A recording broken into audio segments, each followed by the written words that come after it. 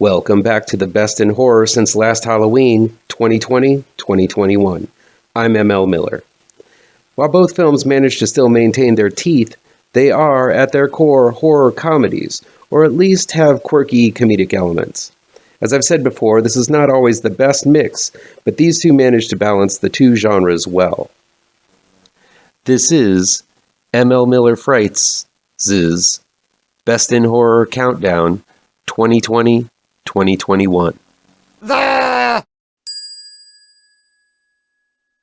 Number 15. Number 15 is Vicious Fun. It was released June 29th, 2021. It's available streaming on Shudder from Black Fawn Studios. It's directed by Cody Calahan, written by Cody Calahan, and James Villeneuve. It's 1983, and a bumbling horror writer named Joel, played by Evan Marsh, writes for a popular magazine called Vicious Fun, which is a thinly veiled version of Fangoria. After a night of doing nothing at home, as usual, Joel attempts to gather dirt on the most recent boyfriend of his roommate, who Joel has a crush on. Joel follows the recent boyfriend, Bob, played by Ari Millen, to a bar which hosts a therapeutic group for serial killers after hours. It's not long before the group sees through Joel's ruse, and joyous carnage, dark humor, and of course, vicious fun ensues. Director Cody Calahan, who helmed Antisocial, Antisocial 2, Let Her Out, and The Oak Room, adds another fantabulous horror film to his list of credits with Vicious Fun.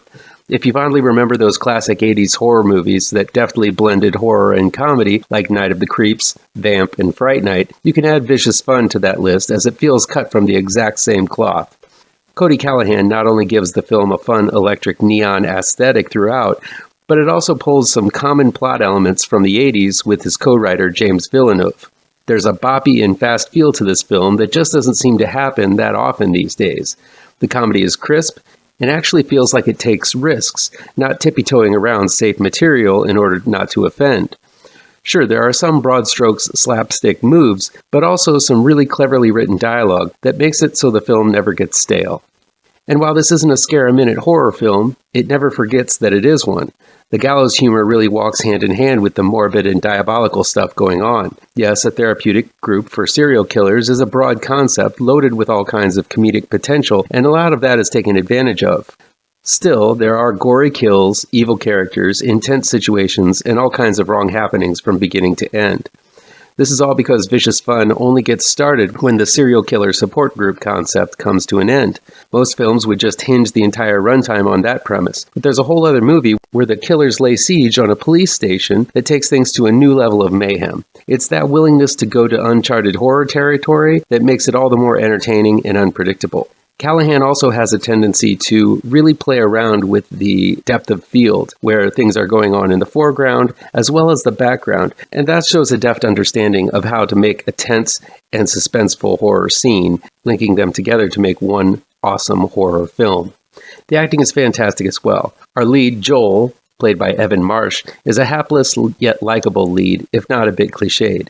His co-star, the vigilante known as Carrie, Amber Goldfarb, is pretty good as well, playing the wizened serial killer hunter who feels Joel is nothing but an inconvenience getting in her way. The relationship between the two is a played-out one. It's the buddy cop premise, most akin with the James McAvoy-Angelina Jolie relationship in Wanted, but the script still makes it all feel freshly plucked.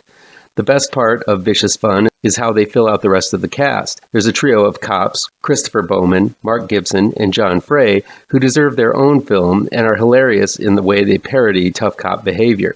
David Koechner is good, but underused as the serial killer discussion leader, but it's the wonderful portrayal of the three lead serial killers that really make this film so special. Robert Maillet, who was pretty awesome in last year's Becky, plays a Jason Voorhees-like serial killer and is the muscle in this trio of killers. If you ever wondered how anything for Jackson's Julian Richings would be like as the Joker, you find out here as he really amps up the weirdness in every scene he's in as a clown-faced killer. These two are serial killer tropes, but both actors bring something new and special to their roles. For me, though, the highlight of Vicious Fun is Ari Millen's turn as Bob, a charismatic sociopath who wears a rain slicker to keep his clothes clean whilst killing a la Patrick Bateman or Dexter. Millen swings for the fences in this role and has the best lines in the movie. He's sort of the Moe if the three killers were the Stooges, attempting to bring order to their madness and running into roadblocks all the way to have his perfect equilibrium achieved. Millen is a star in the making and brings something different to every performance. He can play charming, intense, and scary, plus he has great comic timing. There are some actors I just can't wait to see their body of work unfold and develop from movie to movie, and Millen's is one such career. One of the things that I absolutely love about this film is that it manages to drive a particular plot point home without becoming preachy, overbearing, and acting like it's better than you. After Joel's plan to show his roommate the error in her ways fails to work out, Carrie asks him what the rest of his plan was. It's another 80s cliche where the nebbish star deceives the gal or unmasks the jerk in order to win the heart of the apple in his eye. But in this film, Carrie shoots down Joel's intentions with two lines. You can't force someone to love you. You're not entitled to that. That's it. Joel takes a moment to take those words to heart and realizes he was wrong in trying to manipulate his roommate into being into him. What impressed me is that the most modern movies would take that situation and beat you about the head and neck with the quote, unquote, correct thinking way in a long, tedious discourse, making sure Joel and the viewer, who is naturally wanting Joel to succeed, feel absolutely rotten for it. This film doesn't do that. Carrie proceeds to say, don't beat yourself up over it. Just think about what you want to do next. Wow. Just wow. It's amazing how a point is made without having to murder, decimate, or humiliate the wrong thinker. If movies would be this direct, concise, and dare I say it, altruistic, there wouldn't be such a fervor these days about those who choose to make a point through long-winded, pious, and shaming campaigns. Great job, Vicious Fun. More movies should take note on how you handled this situation. But the main reason for not harping on outdated stereotypes lies in the name of the film. This is just a movie that loves horror and just wants to have fun with it. Sure, it gets meta at times with Joel working for a Fango-type magazine and is extra critical on horror tropes, all the while starring in a movie that takes full advantage of those horror tropes. There's also a maybe too much on-the-nose conversation between the cops about the genre of horror that was fun, but felt a bit extraneous. Still, the movie is one hell of a good time, from the very beginning to the very end. And I hope this film gets the recognition it deserves and possibly gets a sequel. It certainly leaves it open for that. Fans of the comic book series Hack Slash about a gal who tracks down serial killers are going to see similarities. But man, did I have a blast with Vicious Fun. If you're a fan of slasher films and 80s films in general, director Cody Calahan is dedicating this fabulous, freaky slash fest to you.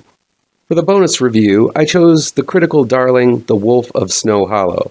I know a lot of people love this one, but I hope the following review lists my issues with it so you can understand why this one didn't make the main list this year.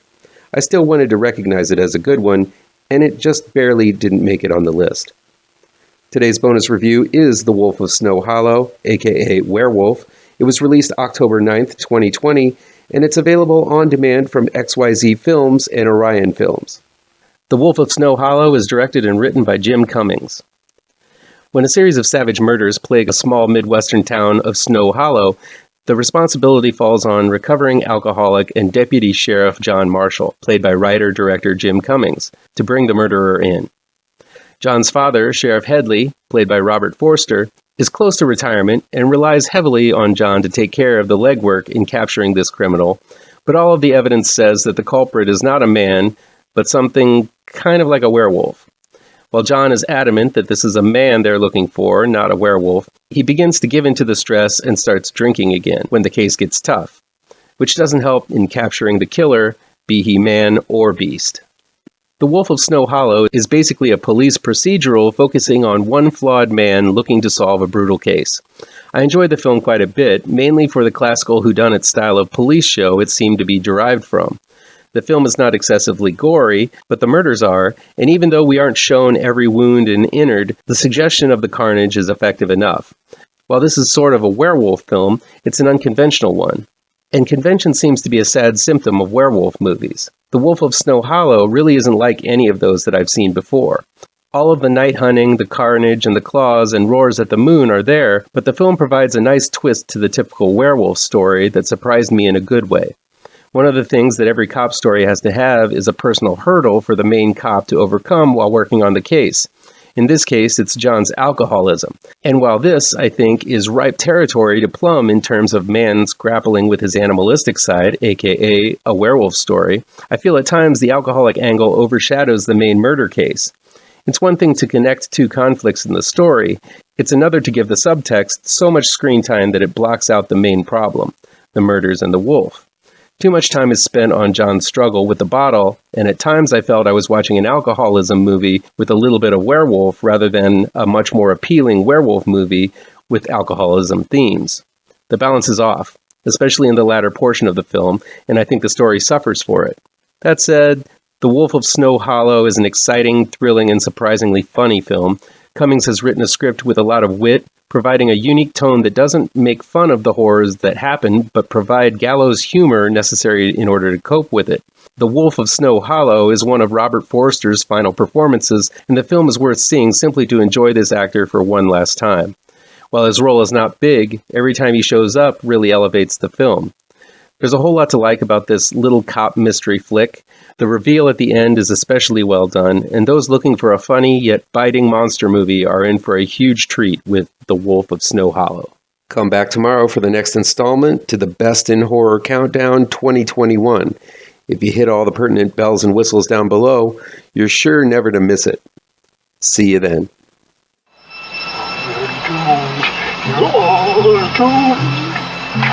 You're doomed to live the life you're meant to be, stuck inside your reality.